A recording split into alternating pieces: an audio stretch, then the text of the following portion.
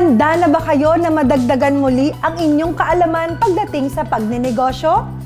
Dahil kami, 100% ready na! Kaya naman, kumuha ng pen and paper dahil baka kailanganin ninyo ito. Ako po si Miss A at ito ang Negosyo Goals, ang gabay sa pagtupad ng inyong pangarap.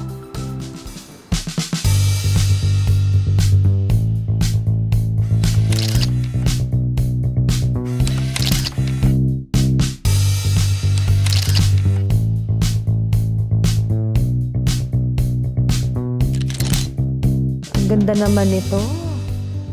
Ay! Hello mga ka-NG! Andyan na pala kayo. Pasensya na at napapasilip ako dito. Today, makakasama natin ang owner and founder ng Mardoza Fine Jewelry. Walang iba kundi si Joaquin and Kyla. Hello, Joaquin and Kyla. Welcome to Negosyo Goals. Thank you. Alam mo, sabi ko talaga kay Direk, dapat hindi ako dinala dito. Kasi mukhang mabubudol nyo ako. So, please, konting background information lang about your business. Alright, so Mardoza, first of all, Mardoza came from our surname, Mariano, Joaquin Mariano, and Mendoza. Yes, exactly. And I guess one of the biggest factors of our business is to create a more affordable type of jewelry for other people. Because in the Philippines, lab-grown jewelry isn't really as common yet as you can see. Also, ito, mga lab-grown ito. Yes. So, kasi di ba merong mga natural, yes. Tama ba? Natural earth mine diamonds. And then, these are lab-grown diamonds. So, pag Yes. sinabi ba natin na lab-grown diamonds, mas mura ba siya? Yes po. Actually, a lot cheaper po. Actually, Like mga ilang percent I would na say po, matitipid ng tao sa lab-grown jewelry? actually po, compared to a natural and lab-grown diamonds, it's actually 70% cheaper. Oh, Yes. malaki yun. Sobrang Malaki laki. difference. Yes po. Pero when it comes to, kasi di ba sabi nila, diamonds, it's an investment, di ba? So, ganun din ba sa lab-grown? Well, actually with lab-grown, it's just like natural then. It also fluctuates. Sometimes it goes up, sometimes it goes down. Same with the natural diamonds. Yes, exactly. But what we always tell our buyers is that as long as it comes with a gold setting, it will always increase. Yes. So, safe ka na dun sa investment mo. Pero bakit nyo naisipan na magtayo ng ganitong klaseng business? And kumusta yung market so far? Yes, so far in the Philippines, it's still a growing market po yung lab-grown. And naisipan namin to because when Joaquin and I were on a trip sa Hong Kong, which is known sa jewelry, nakita namin na ang dami na ding lab-grown doon. And investment din talaga siya. So when you buy a piece ng Mardoza, even for us, parang hindi nawawala yung pera namin kasi meron kaming asset. It's considered as an asset pa rin. So it's a nice and safe business para sa amin na nagsistart pa lang dito sa industry na to. And then kasi di ba, like yung mga natural diamonds, may mga certifications yan, di ba? Yes. Para makasigurado ka na totoo yung binili mo. Dito ba sa lab-grown, may mga ganun din? Yes po. Actually, with Mardoza, our biggest policy is that all jewelry that we sell comes with certification. So Para it's either sigurado, di ba? Yes, exactly. So it's either comes with IGI or GIA At certification. saka hindi tayo, in case of emergency or you want to dispose or you want to sell your jewelry, mas madali kasi may certification, tama? Yes. So this is an example po of our certification. It's from IGI. Okay. So you can check there everything about the lab-grown diamonds, specifically yung mga products namin. So ipapakita dyan yung grading and yung clarity niya. Pero yung mga ganitong kind of certification ba, napepeke ba? Actually, there are some cases na ganun, but in almost all cases, they cannot completely create the perfect copy for that. It almost can't be copied because it also comes with its own IGI number. So if you go to IGI.com and you put the certification number, there you will see. Hindi lalabas, hindi mag-a-appear Yes, kapag fake. exactly. Okay. If you have a certificate like that, but the number doesn't appear on the website, then it's fake. Pero today kasi, di ba, Joaquin and Kyla, as we all know, yung online, di ba, the online selling, even mga diamonds, gold, jewelry talaga is ino-online na rin. Do you guys sell online also? Yes, we do. Actually, most of our inquiries right now and most of our buyers also come from online. Okay lang ba matingnan ko? No, napansin ko meron kayong pink diamond din pala dito. Yes. And ang ganda. So if ever for example, merong couple, gusto magkaroon ng kanilang engagement ring, bumili, you engrave. Yes, Usually absolutely. you do that, And diba? it's for free po, the engraving. Free na yon. Uy, ang ganda naman nito. Ayan. Parang parehas na parehas talaga siya ng natural diamond. Through the naked eye natin, hindi natin mapapansin na it's lab grown eh. Paano yung nun? The way na makikita ba siya ng yung mga alahera ba na talagang marunong na talaga sila kumilatis ng alahas, they would know ba sa unang tingin? Actually po, hindi pa. Yes. It's hard for them to distinguish yung natural diamond versus the lab-grown diamond with the naked eye. So you need an actual tester or machine to use it para lang malaman if it's natural or lab-grown. Pero i-clear ko lang lab-grown diamonds are different from moissanite. Absolutely. So magkaiba yun. Yes, it's completely different. Oo. So moissanite, yun yung parang tinatawag natin fake diamonds talaga. Exactly. So these are also real diamonds. Yes, these are real diamonds. Real diamonds. Yes. Pero hindi lang siya nakuha through mining. Yes. But through laboratory. Yes. Okay. So ayan, malinaw mga ka-NG. But please invite our televiewers to visit your store. Hello everyone, we're inviting you to visit our physical store at our sister company called Sun Jewel, located at Shangri-La Plaza Mall in EDSA Mandaluyong. You may also follow us at our Facebook page and Instagram called Mardoza Fine Jewelry. And yes, if you also go to our Instagram page, you can also find the post there that has the QR code for our Viber group. There you can find the latest updates on Mardoza and also the best deals. Ang ganda. Ay, tapos na pala. Mga ka-NG, huwag kayong aalis at magbabalik pa rin po ang Negosyo Goes. Uy, magkano to? Ano po? Actually, 9,000 na. Or may discount pa? Of course. Of course. Para sa iyo Syempre, lang. ang ganda, no?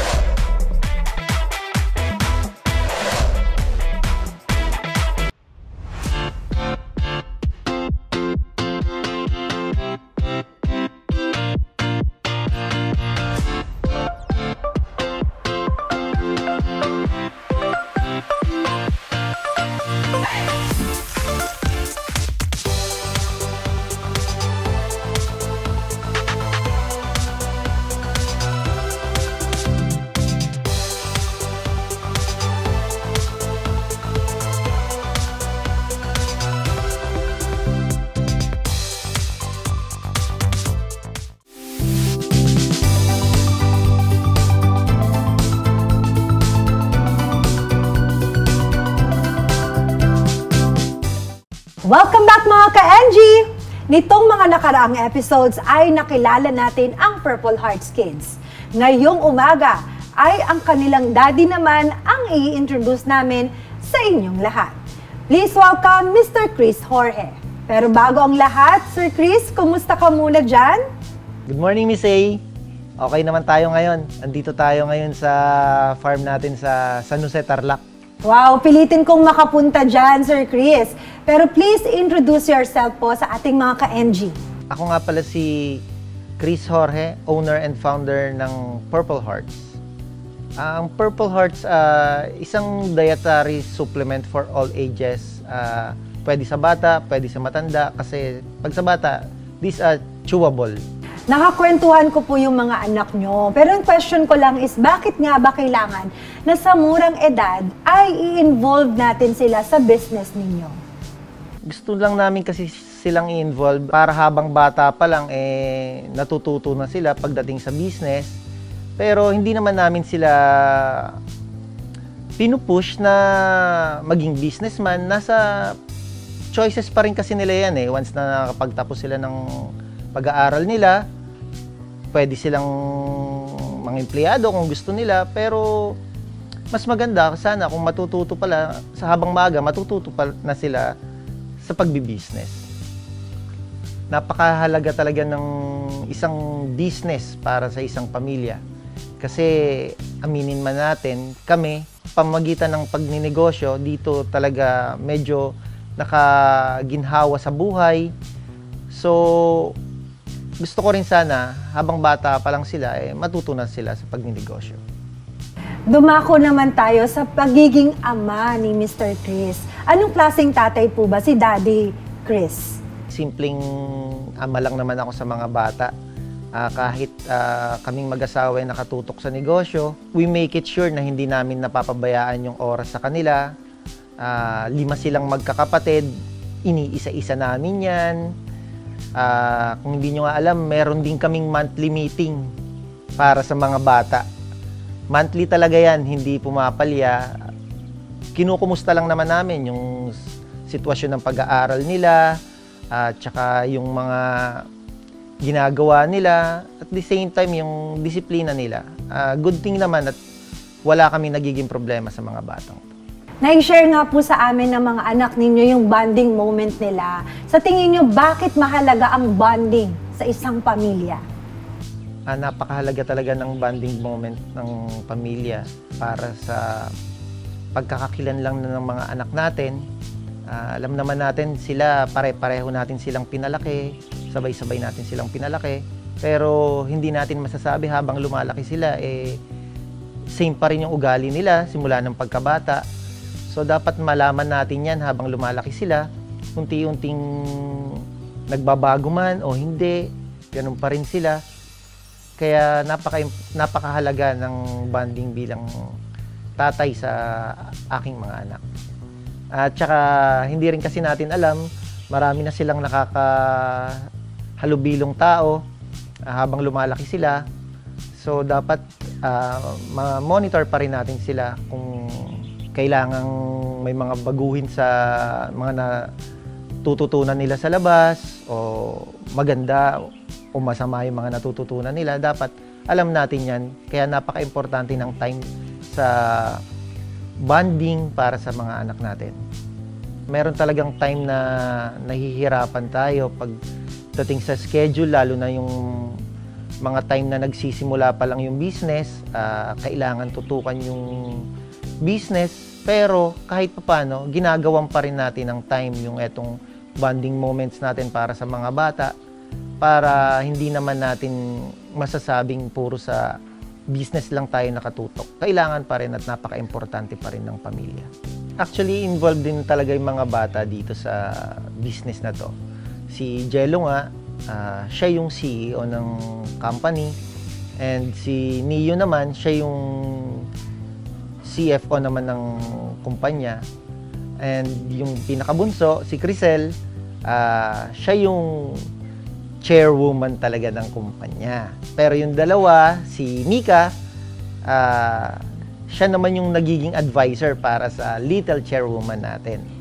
And ito namang isa natin na si Ivo, sa kanya lang naman nagre-report yung dalawang kuya niya. Di ba? Angas! Okay, Sir Chris, maraming salamat po sa inyong time. Thank you very much, Miss A. Mga ka-NG, manatiling nakatutok dahil magbabalik muli ang Negosyo Goes.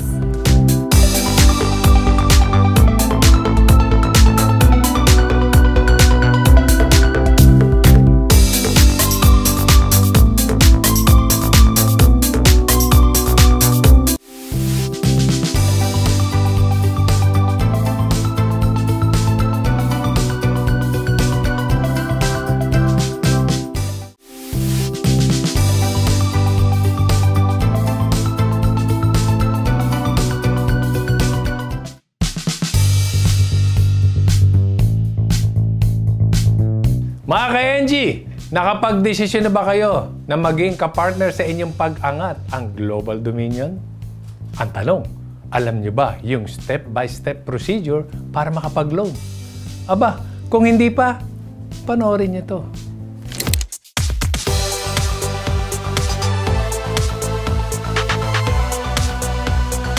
Una, maaari kayong mag-apply through our online application sa gdfi.com.ph.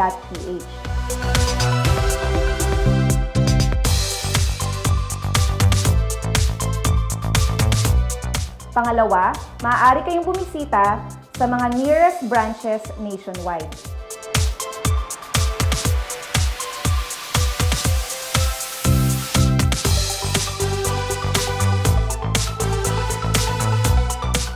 Pangatlo, maaari kayong lumapit sa mga accredited loan consultant ng GDFI.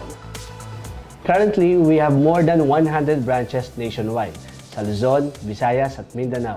So kung nais nyo pong makita ang exact location, bisitahin nyo lamang po ang aming website. Bilang isang negosyante, biglang dumarating yung mga opportunities, lalo na kapag ikaw ay nais mag-expand. Kung sakali man na dumating sa pagkakataon na ang negosyante nangailangan ng cash, nandyan po ang Global Dominion bilang isang kapartner ninyo sa pag-angat. Ganun din po sa inyong pag-expand ng negosyo. Please join us in spreading awareness of how powerful credit can be in improving financial inclusion. And you can do so by visiting gdfi.com.ph and sharing our story to your family and friends. Maraming salamat mga kapartner! For your businesses, expansion na yung tinitignan natin. Kini-claim na natin na mag-expand talaga yung negosyo nyo. Of course, mangangailangan ka ng fund, no? Kailangan mong dagdagan yung fund mo para ma-supply mo kung ano man yung demand. Nilook forward natin na lalaki yung negosyo and dadami yung magkakaroon ng demand sa produkto mo. Wala talaga tayong ibang direksyon na pupuntahan kundi lumago yung negosyo mo at lumaki yun. Lalo na, napakaganda nung, nung business mo, no? So, kakailanganin mo talaga na mag-expand and magdagdag ng pondo para mapalago pa ito at mapalawak pa ang iyong network, no? Tulad nung meron sa aming nag-file ng loan, no? Takot na takot din siya during the pandemic at hindi niya alam na pwede pala niyang gamitin yung kanyang ORCR para isangla at para gamitin yun na pang simula ng kanyang negosyo. So, nangyari, ginamit niya yun, nagkaroon siya ng enough fund, and then nag-start up siya ng kanyang negosyo. And now, napaka-successful niya na. May 4 na branches na siya. Meron na rin siyang mga tao na pinapasweldo. Yung mga dati niyang kasamahan sa trabaho, kinuha na rin niya. At ngayon, empleyado na rin niya. So, lahat yon sa tulong din ng pagpapalago ng negosyo through loan application at pag-apply para sa additional fund para sa kanyang negosyo. Depende sa capital na meron siya ngayon na gagamitin niya pang expand. Pwede pong sarili, bootstrapping, sariling capital niya. Pwede rin siyang mag-loan or tinatawag naming accessing of credit or accessing of other people's money sa mga bangko or sa mga financing institutions, kagaya ni Global Dominion. Ang pwede niyang gamitin yung current asset, katulad ng kung meron siyang sasakyan or light truck na ginagamit sa negosyo na ngayon.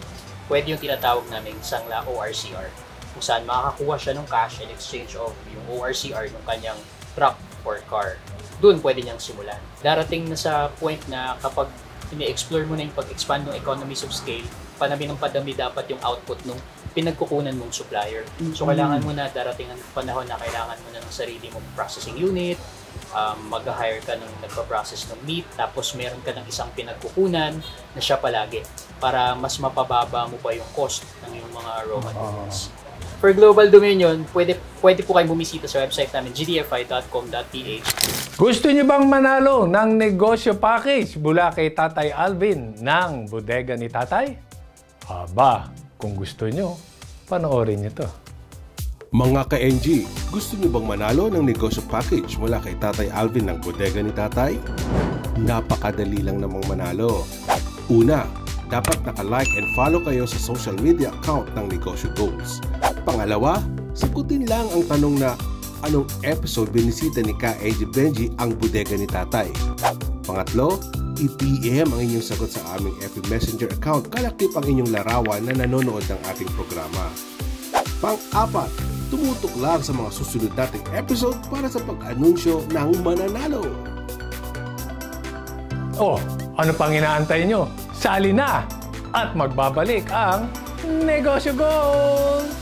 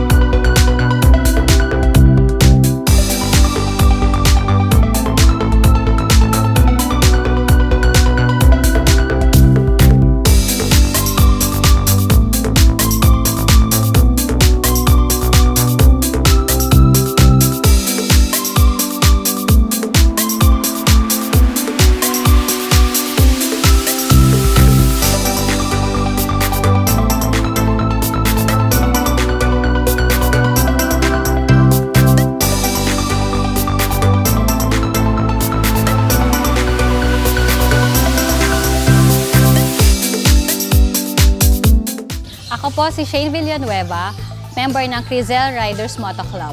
Ang nag-start po ang ito ay katuwaan lang namin, iilan lang po kami, and then hanggang sa nirace po namin sa boss namin na maging isang grupo po, hanggang sa dumami na po kami.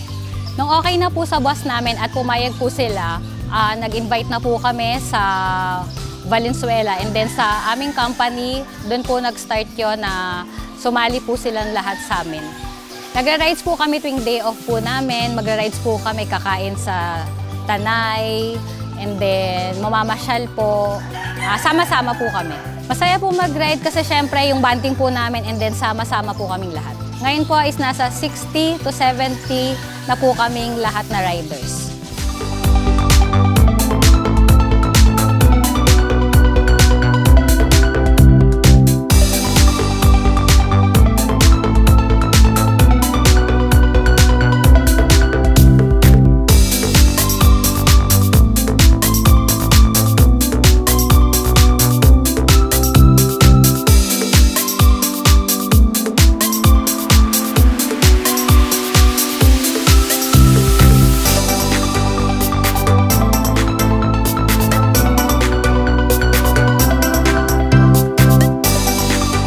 Ako po si Jimboy Palmahil, member po ng Crizel Riders Moto Club.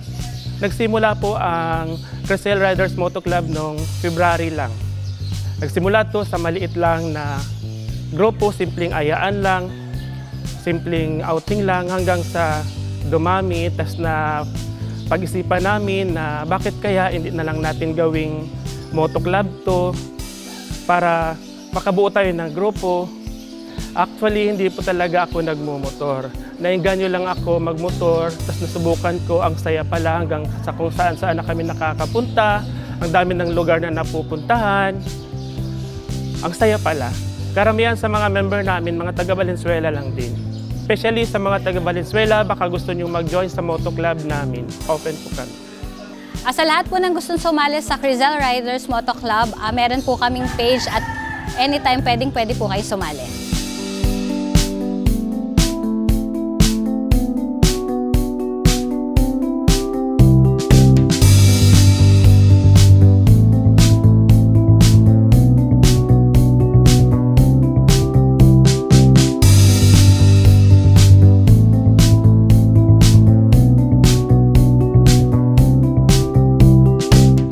Sigurado kaming marami kayong natutunan sa umagang ito. Dahil yon ang nais namin, ang mabuhay muli ang inyong interes sa pagnenegosyo. Salamat sa pagsama ninyo sa amin ngayong umaga. Ito po ang Negosyo Goals, ang gabay sa pagtupad ng inyong pangarap. Hanggang sa muli mga ka-NG. Negosyo Goals would like to thank LuxLift, LuxSkin, Global Dominion Financing Incorporated, Casa Acuña, Burst Creative Studio, RK Customized Printing Services, Habi ni Nona, Primero Clothing Enterprise, Miss February Closet, Lozano's Kitchen, Cafe Chiquitos, Barapido, Mommy Lo Mio, Purple Heart,